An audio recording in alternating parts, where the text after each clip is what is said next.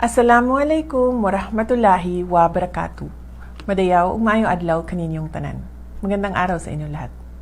Kaisa ko ang buong bansa sa paggunita ng Araw ng Kagitingan. Ngayong araw, binibigyang pugay natin ang mga magigiting na kawal na nanindigan sa Bataan.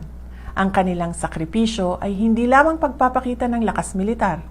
Ito ay isang dakilang pagpapatunay ng pagmamahal sa sariling bayan.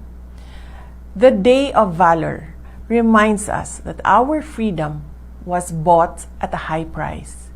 It is a reminder that the defense of our republic is a continuous duty that falls upon every generation. Today, valor is found in our courage to protect our sovereignty and our discipline to uphold the rule of law. Ang tunay na kagitingan ay matatagpuan sa ating matibay na paninindigan na protektahan ang ating soberanya. Ang anumang pagtatangka ng mga banyagang institusyon na manghimasok sa ating hustisya ay isang tuwirang hamon sa kalayaang ipinaglaban ng ating mga bayani sa Bataan.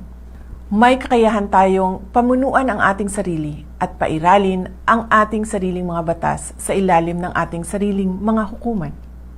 Kagaya ng ating mga bayani sa Bataan, huwag tayong sumuko. Harapin natin ang mga hamon ng ating panahon, taglay ang parehong diwa ng katatagan. Paninindigan ang isang matatag, ligtas at tunay na malayang Pilipinas. Isang makabuluhang pagunita ng Araw ng Kagitingan sa inyong lahat.